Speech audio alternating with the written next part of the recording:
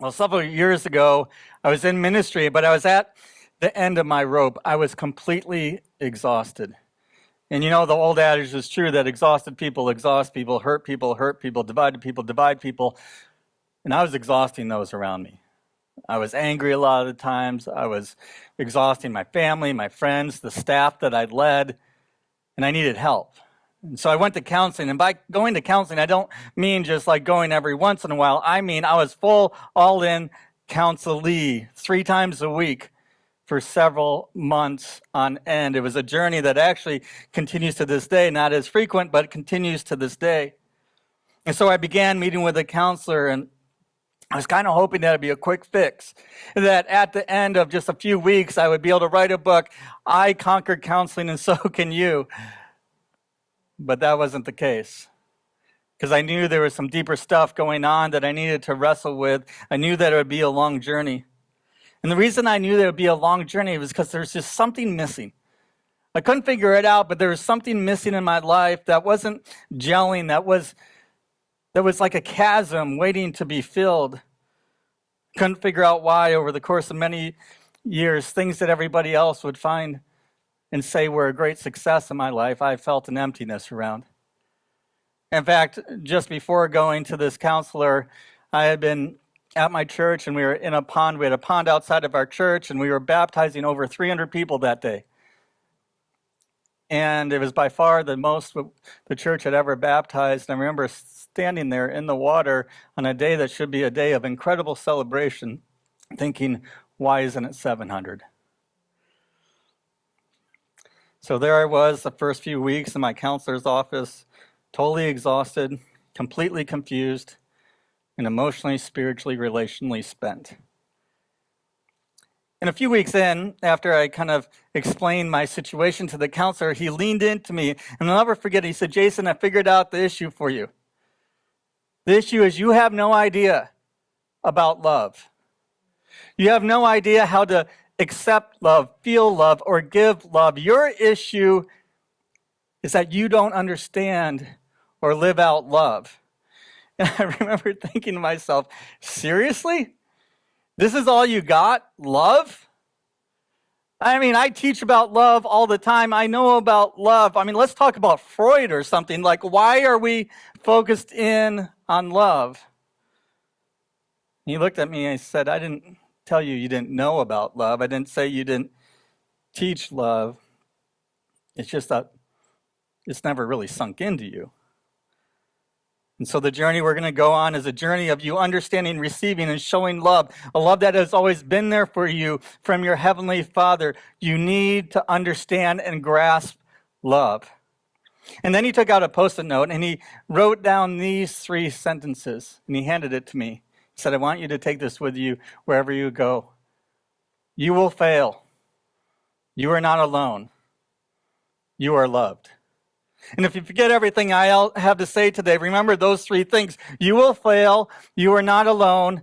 You are loved. And in that moment, I knew he was right. In that moment, I thought, that's what I've been missing. I don't grasp this thing called love. The great theologian A.W. Tozer once wrote this: we have substituted theological ideas for an arresting encounter. We are full of religious notions, but our great weakness is that for our hearts, there is no one there. For our hearts, there is no one there. And while I had been for years full of theological ideas and religious notions, I realized that for my heart, there was no one there. And that needed to change. So I began to wrap my life around this thing called love. And over the course of the next several weeks, I found myself in familiar passages that I had known since I was a little kid. I went to Matthew 22, where Jesus is asked, what's the Bible all about? What's following you all about? And he sums it up in one word: love. Love God, love others. Or in the words of the Beatles, all you need is love.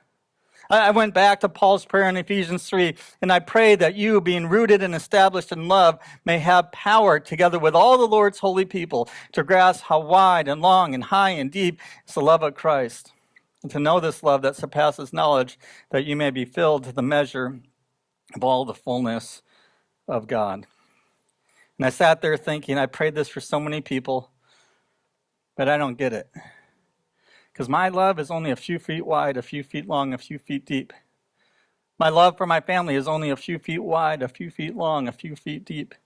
My love for my church is only a few feet wide, a few feet long, a few feet deep. My love for myself is only a few feet wide, a few feet long, a few feet deep. And I remember saying to God, God, I've been following you for nearly 35 years now. I've been in ministry for 20 years. And I have no clue about love.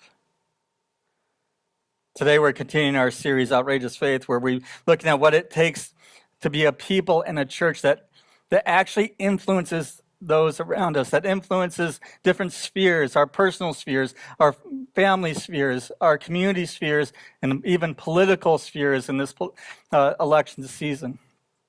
And we cannot talk about that or actually implement that without love. And so Stephen asked me to talk about this idea of winsome love, or in other words, love that actually is attractive both internally and externally. Because we live in a divided, hate-filled world full of rash judgments and blind loyalties. And the only thing I believe that will change that is love. But love often eludes us. It's a nice concept, but we don't understand how to live it out and to experience it ourselves. So in the time I have remaining, I'm going to just share some lessons I've learned over the years as I started that journey nearly 8 years ago, and I'm continuing on it now. And the first lesson is this: a life without love can't be heard, gets you nowhere, and wins you nothing. Very uplifting, I know, but a life without love can't be heard, gets you nowhere, and wins you nothing. Paul understood this in 1 Corinthians 13, which is often referred to as the love chapter. Paul talks about this. It's a chapter you often hear at weddings, and it is appropriate for weddings, but there's much deeper meaning in it. See, Paul was writing to a church in Corinth. The church was loaded with talented, highly professional, highly educated people. They obviously all went to UW-Madison. In fact, he rattles off some of their gifts in 1 Corinthians 12. They were a success. So when Paul mentions all the different gifts people have, teaching, serving, evangelism, prophecy, they're probably thinking, that's us. We're on top of things. But then he shocks them. He turns the corner, does a 180 on them in 1 Corinthians 13. And this is what he says: and yet I will show you the most excellent way. In other words, you think you're good. Let me show you something different. If I speak in the tongue of men or angels, but do not have love, I am only a resounding gong or a clanging cymbal. If I have the gift of prophecy and can fathom all the mysteries and knowledge, and if I have a faith that can move mountains, but do not have love, I am nothing. If I give all I possess to the poor and give over my body to the hardship, that I may boast, but do not have love, I gain nothing. In other words, Paul is saying, you kind of missed the whole point. You've missed this thing that's supposed to be the fuel for your gifts, the fuel for your talents, the fuel for your successes. You're operating out of the wrong motivating factor. If it's just about your gifts or your talent, it's going to sound good, it's going to look good, but it's not going to sound good. Without love, it gets you nowhere. Many of you know what that's like. You can accomplish something great, and there should be more lasting things to it, but the euphoria lasts only a moment, and then it goes. And Paul would say it's because love wasn't the motivating factor. Not only that, without love, people can't hear us. It's like a clanging gong or a cymbal, he says. You see, the church of Corinth would know what he's talking about, because Corinth was known as, Kenneth Bailey, an ancient Near Eastern expert, was known for what is called Corinthian bronzes. And the Corinthian bronze would be something that wealthy Romans would come and buy. And the way it worked is that there is artisans constantly shaping and making noise with these bronze material, and so that when you're in the street, you could hardly hear each other talking because the noise of these things was clanging so loud. And Paul says that's what it's like with a life without love. And it's similar with us, right? That too often people see us and they see what we're doing, but they can't hear us because we're in a life without love. And I brought these things just mainly to annoy you this morning. But the reality is, when you're living without love, when your motivating your motivation factor is not love, Paul says this is what you sound like. And nobody can hear you. And so you're leading a business and you're making your profits each year. In fact, you have 10% growth every year, and you're doing everything that people say is a success. But the environment you're creating at your office is a cutthroat environment where all you care about is the bottom line, and you don't care about people. Your staff, all they hear is this. Or maybe your kids are a success. They're the top athlete on their teams. They're number one in school. People see your family and they say, you know what? We want to be like that family. That's a picture-perfect family. But when you can't give your kids space to breathe, when they're not allowed to show their failures or show their vulnerabilities or ask their questions, when all they feel is this pressure to keep going and doing better and better to please you, all they hear is this. And when we live in a culture where people are looking at Christians and wondering, why are you so hate-filled? Why is it, especially in a political season, that all you do is tend to spew judgment on people? Why is it that the religion that says it's all about love seems to be only about hate? All they hear is this. And I really want to keep going with these, just to keep doing this the rest of the morning, but I won't. See, the reality is that when people live without love, it's just a clanging gong or a clanging cymbal. And Paul says nobody can hear you. All they hear is the white noise. All they hear is annoyance. See, a life without love gets you nowhere. Lesson number 2, love can only be discovered when you come out of hiding. It can only be discovered when you come out of hiding. I remember thinking, I want to hear the voice of God again. And I want people in my life, not just the church, but especially my kids and those closest to me, to not hear this clanging cymbal anymore. I want them to experience the love that Paul talks about. And what I'm learning these several years past is that love only happens when you come out of hiding. It begins in a place of vulnerability, where I'm willing to risk being known and even being rejected. See, the greatest enemy to love is not hate. The greatest enemy to love is fear. That's why John would write this, 1 John 4:18, there is no fear in love, but perfect love drives out fear. As one friend of mine would often say, if it's true that perfect love drives out fear, it is also true that perfect fear drives out love. Fear that you might not actually be lovable. Fear that if people saw you, all they would do is reject you. Fear of so many things. And that fear grips you, but also drives you to prove that you can be loved. And when you're operating in that fear to prove you are worthy of love, you will hide.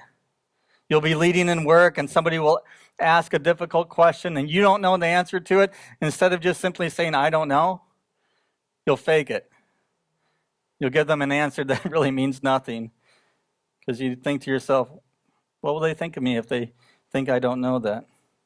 Or you'll be with somebody that you care about and you know you need to speak some truth into their lives, but instead of going there, instead of going into that awkward, hard conversation, you'll pull back and not say anything because you're afraid. Or you're in a small group from church and you know you're struggling, you know you're wrestling with many things, whether it's addiction or just some struggles in life, maybe just some pain. And you know this community is designed to help you through that, but they're so spiritual. They got their stuff together. And so when people ask you how you're doing, you say, I'm fine. You hide. You try to earn love. But here's the thing, love isn't something you earn, it's something given. And if you're a highly fearful, highly driven person like me, that's hard to accept. It's hard to accept when our whole lives we are taught you're only loved if you get the A. You're only lovable if you're a size 4. You're only lovable if your company grows. You're only lovable if you are married. You are only lovable if you prove you are lovable. And God comes in and says, hang on. You are lovable because I say you are lovable. Whereas my counselor would often remind me, you are loved, Jason? Why? I have no idea. But that's God's issue, not yours. You are loved because God says you are lovable. This is what Paul was getting at in 1 Corinthians 13. He continues, love is patient, love is kind.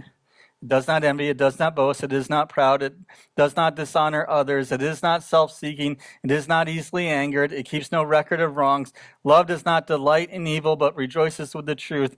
It always protects, always trusts, always hopes, always perseveres. Love never fails. And so often when we read that passage, we think primarily that's about the type of love we should give, and it is. But I think Tim Keller is right that we're initially reading this from the wrong perspective, because what this passage is doing is showing us the type of love God has for us. Because our love only sometimes protects, barely trusts, and fails all the time. But God's love is patient with us. And oh, it's so kind to us. It doesn't keep records of wrong, thank goodness. God always protects, always trusts, always perseveres, always hopes. His love never fails, it wins. And when you realize that this love you always have in God is what it is, it changes the whole ball game. It's a love we must surrender to. David Brenner, one of my favorite authors, writes this: genuine transformation requires vulnerability. It is not the fact of being loved unconditionally that is life-changing. Now don't miss this. It is the risky experience of allowing myself to be loved unconditionally. It's the risky experience of allowing myself to be loved unconditionally, where I say, you know what? I'm not here to earn love. I don't need to earn love from you because I already have it from God, and you don't need to earn love from me because you already have it from God. Why? I don't know. But that's God's issue, not ours. And if we can become a type of community where we all know that, then we'll all start to come out of hiding and step into vulnerability where we say to each other, this is who I am. This is me. One of my favorite movies that I've watched probably about 10 or 15 times with my kids is The Greatest Showman, which is very roughly based on the life of P.T. Barnum. And if you've seen that movie, you know that in that movie there's kind of all these misfit characters that Barnum brings into his circus. And at one poignant moment in the movie, the bearded woman comes out of hiding and gives this whole group worth, and she sings a song called This Is Me. Take a look. I'm not a stranger to the dark. Hide away, they say, because we don't want your broken parts. I've learned to be ashamed of all my scars, and how many of us could say that? Man, there's so much shame. Run away, they say. No one will love you as you are. And I wonder how many people think about Christians that way. But I know that I deserve your love because there's nothing I'm not worthy of. When the sharpest words want to cut me down, I'm going to send a flood, going to drown them out. This is brave, this is proof, this is who I'm meant to be. This is me. And I wonder what would happen if Madison Church, this church, became a This Is Me community.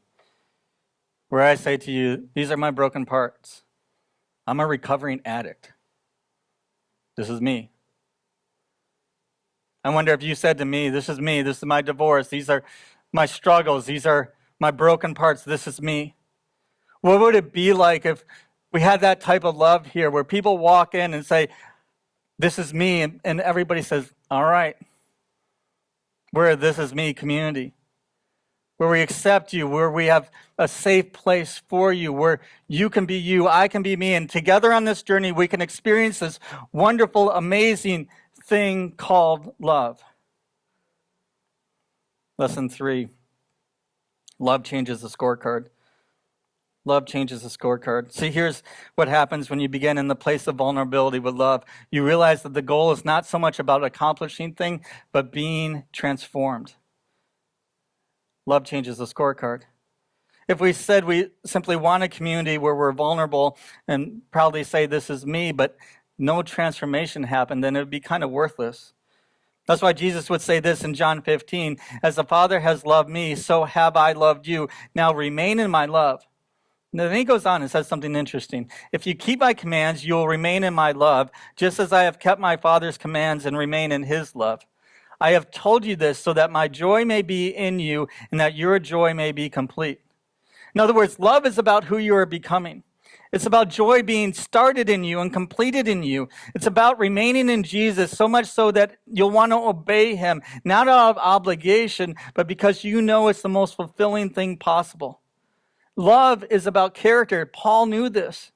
So while those words are descriptive of God's love, they're also prescriptive for us that, yes, as you remain in this love, as you understand the love of God for you, you're going to start to show that love. And so you're going to become a little more patient. You're going to show kindness when the world doesn't show kindness. You're going to offer forgiveness and keep no records of wrong. You're going to be patient. In a fast-paced world, that's hard. You're going to find hope. And when life gets hard, you're going to persevere. And above all, you're going to show that love never fails, that it always wins. Because there's something developing inside of you. Love changes the scorecard. This has been revolutionary for me. In my previous life, if you asked me what success looks like, I would have talked to you about what I had accomplished as a pastor. I would have railed off how many people I had reached. I would talk about initiatives that I'd started, and I would even give you a 10-year plan for my life. And I would probably tell you how exhausting it was, but that would be kind of a moment of pride as well, because as I was told growing up, that if you're going to burn out for Jesus.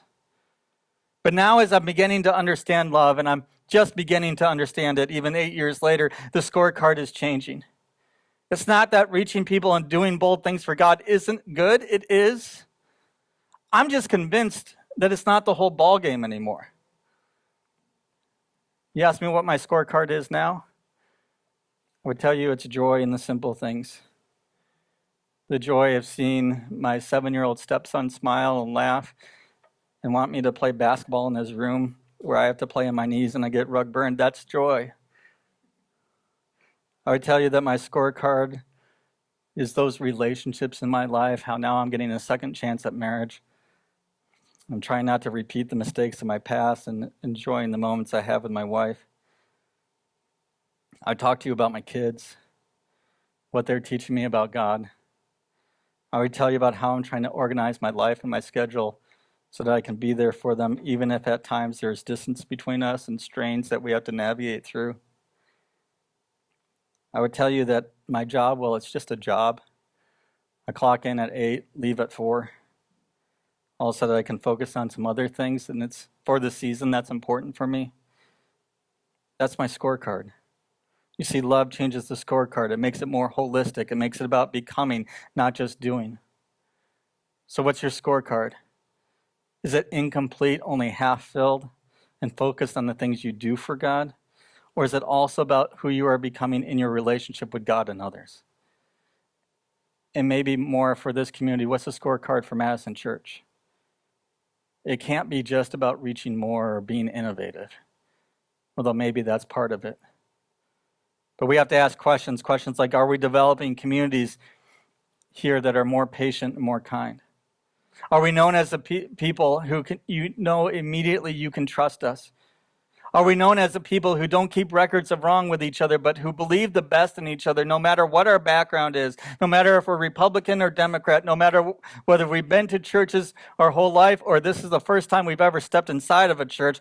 Are we being a type of community where love is the answer? Lesson 3, love changes the scorecard. But one final lesson that I'm learning is this: love will give you a bad reputation. Love will give you a bad reputation. See, when you step out of hiding and into love, you will realize that you are loved. And when you remain in that love, God begins to do something in you, and you become like Jesus. You begin to see people the way Jesus did. Stephen talked earlier on a passage from 2 Corinthians 5. It says this: for Christ's love compels us, because we are convinced that one died for all, and therefore all died. And he died for all, that those who live should no longer live for themselves, but for him who died for them and was raised again. So from now on, here's the point, from now on, we regard no one from a worldly point of view. We start to see people the way Jesus saw them, and you can't help yourself but to go to them. You can't help yourself but to love them. You can't help yourself but to welcome them into this community of misfits, and you are all misfits. Just accept it. But this is dangerous, dangerous territory, because you will be criticized by church people. You will be criticized by the religious elite. You will be criticized by those who call themselves evangelicals. You will get a bad reputation, but you will be just like Jesus. Luke 7, the Son of Man, that's Jesus, came eating and drinking, and you say, here is a glutton and a drunkard, a friend of tax collectors and sinners. He was a friend of them. You know them, the people that religious people say stay away from. And as a friend, he would eat with them, like he did Zacchaeus and Matthew, who were tax collectors, considered vile by the Jewish community. He would break religious laws to help them and heal them, like he did with lepers who nobody else would touch. He would restore their value like he did with the woman caught in adultery. He would cross racial and gender lines like he did with the Samaritan woman. But love doesn't care about reputation. Love cares about people. Love gives up reputation for the sake of people. It just can't help itself. And when you give yourself to this type of love, you'll start to be friends of people that other people say you shouldn't be, that religious people say stay away from. And they won't get it.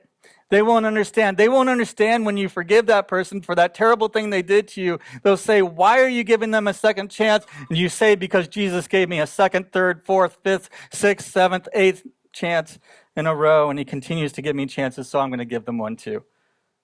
In Madison Church, what would it be like if we had the reputation that Jesus had, that we were a friend of them? You know the people I'm talking about. People that we shouldn't be friends with.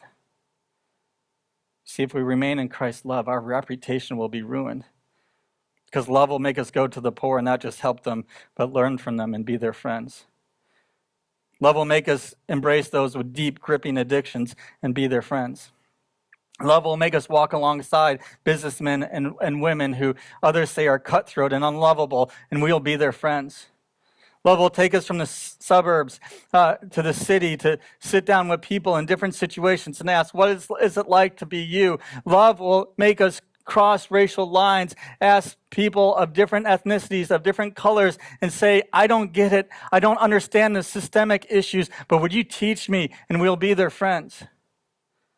Love will ask us to go to the immigrant and be a source of encouragement and help. We'll hear them, listen to them, and help them. We'll be their friends. Love will take us into Madison, into the farthest reaches of the globe, even Niagara Falls, to sit with people, to sit with the orphan, the widow, the refugee. We will be their friends.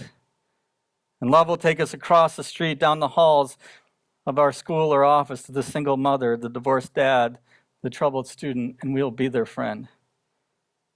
My prayer, Madison Church, is not that we remain with a good reputation. I hope we destroy our reputation for the sake of others.